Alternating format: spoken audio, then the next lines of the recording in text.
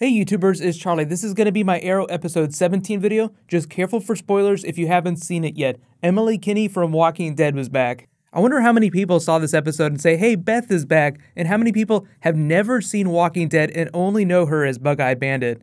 So here's the drinking game if you want to rewatch this. Drink every time someone makes a pun about bees, and drink every time a character says Beacon of Hope. If you didn't see, the title of the episode was Beacon of Hope. It's all about Felicity trying to use Palmer Tech to do something positive. There was this promo after the episode for the Christopher Reeve Foundation, and that's all about helping find cures for paralysis, things of that nature. But you could kind of see behind the scenes that there were a couple of different things going on. Like you have this story about Felicity with the chip in her spine, Brie Larvin wanting to find a way to walk again after she got her tumor removed, them promoting the Christopher Reeve Foundation, and then you have the larger plot with Damien Darhk. That was actually a smaller thing in this episode. Well, let's go ahead and do top 10 WTF, and I'll do Easter eggs as we go along. There were a couple big Easter eggs, and there is some notes that I have on the schedule because The Flash is on break for the next 2 weeks, but Arrow is going to be new next week, and there's supposed to be a big WTF death. So a lot of crazy stuff going on, starting with number 10. Oliver has read the Harry Potter books. This was kind of a Game of Thrones type joke, like where the book readers make fun of the people that only watch the TV show. What, there are movies? I didn't even know there were movies. When did Oliver have time to read the Harry Potter books? Number 9 WTF. They actually address that Felicity is still CEO of a major company that has to earn profits.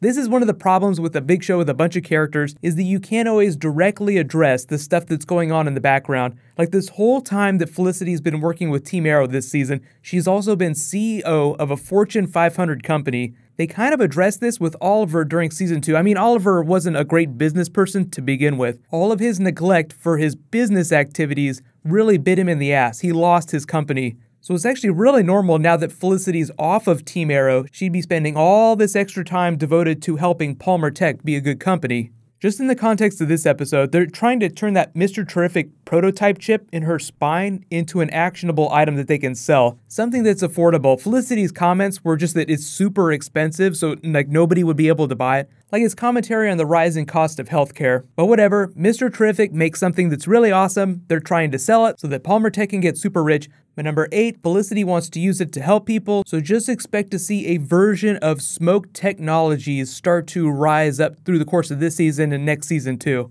This is all really good stuff for Felicity's character, especially like her going up against Brie Larvin. If you want Felicity to be a fully fledged character in her own right, she has to have her own villains, her own nemesis that she faces. So the more Felicity-centric villains, the better. Number 7 WTF. Merlin tells Damien Darhk that he's pretty much out of Hive. Hive says that they're happy to keep him in prison. The reason being that they're not super comfortable with the mysticism that he's been using. And it seems like he's lost most of his power because Merlin has that performance joke. He's basically telling him his penis doesn't work, which means that the first chance he gets, Damien Darhk is going to throttle the shit out of Merlin. I'd say kill him, but John Barrowman has already made comments that make it seem like he's definitely coming back for season 5. So whatever revenge he gets on Merlin, it's not going to involve killing him. You may have heard Damien Darhk mention the name Monument Point. That's a big city. It's going to come back and be a thing later this season. Monument Point is actually a big location in a Justice Society story written by Mark Guggenheim. So I feel like there's some Justice Society of Arrow stuff happening in the background,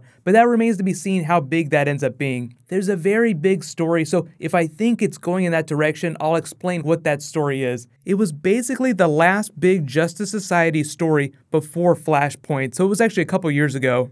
Number 6, Mr. Terrific accidentally makes his way into the Arrow Cave. You get super fanboy moment, this is great, you're kind of like a male Felicity. He kind of lands himself on Diggle's shit list because he knows who all the other members of Team Arrow are, but then he points to Diggle and is like, I don't know who you are. You don't look familiar.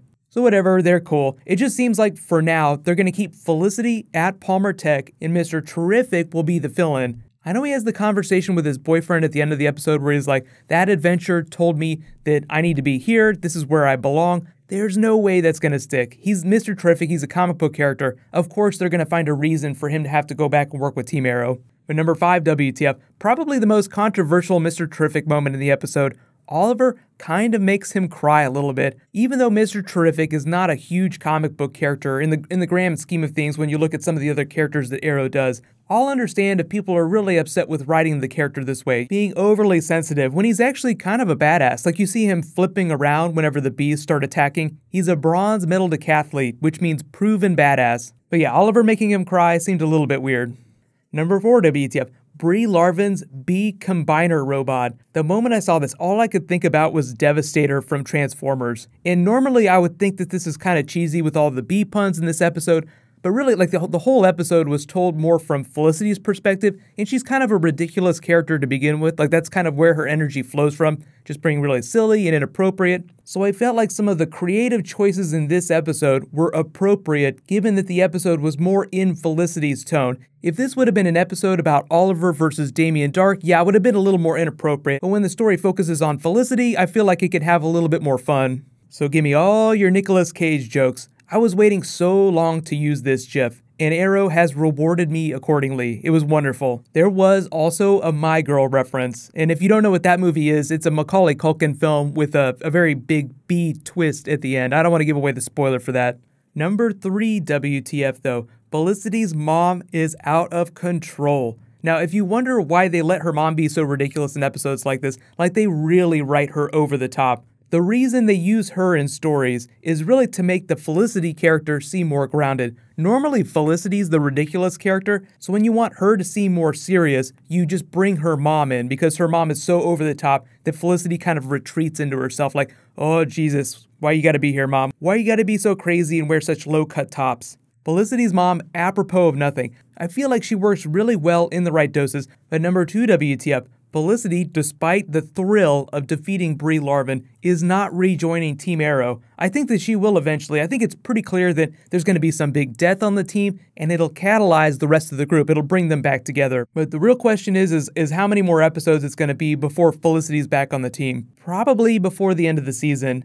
Now, there was a promo for next week's episode, 1159, that's the name of the episode. It makes it sound like whoever's going to die, whichever member of Team Arrow will die at 1159. That makes me think that this limo scene is actually maybe like an episode or 2 after that. Someone dies, they have the funeral, then slowly Felicity comes back onto the team. But the problem is that we're going to get that episode next week, then Arrow goes on break for at least a week or 2. Like, the Flash is on break right now, so the schedule is really whacked out. So I'll be doing bonus videos next week where I'll talk more about that. But really, my number 1 WTF is that Andy Diggle, Diggle's brother, is working with Merlin. So I know it seems like, based on the promo and based on this end tag with Diggle's brother, Diggle sounds like the person that might end up dying. Just be careful not to take that bait, just to make more bee puns. Usually promos are cut to be intentionally misleading. Well, let me know in the comments, what did you think about this Felicity-centric episode? And based on the promo for next week's episode, and the stuff that happened at the end of this week's episode, who do you think is going to die? The way they've been trying to hype it is that it's going to be someone who's been around for many seasons, if not the beginning of the show. And they even had the tagline in that promo where it said, the end of an era, which just sounds so epic, but the promo seemed kind of anticlimactic. So it's like, how big is the character? Is this a person that's OG Team Arrow? Is this going to be one of the comic book characters? The title of the episode, after 1159, I'll say this, they haven't released it officially, but it's supposed to be Canary Cry, which makes me feel like the dead person is part of the Lance family. There's a compelling case to be made for a couple different characters that could die. But just remember the tagline, end of an era, so it's definitely going to be a major thing. So in related news, I know there's been a whole bunch of Jonah Hex stuff happening with Legends of Tomorrow. I'll try to do a video for that. I think there's new Legends of Tomorrow this week. I think there's a new episode. So there'll either be an episode video for that, or if there isn't an episode, I'll just do a trailer video. But the WonderCon presentation that they did for that was actually pretty exciting. So if you're behind on Legends of Tomorrow, now is the time to catch up. While you guys wait for my next video to post, you can click here for the Suicide Squad trailer I just did, and you can click here to learn all about that deleted scene from Batman v Superman. Very much Justice League setup. Thank you so much for watching, everybody. Let's high five. I'll see you guys tonight.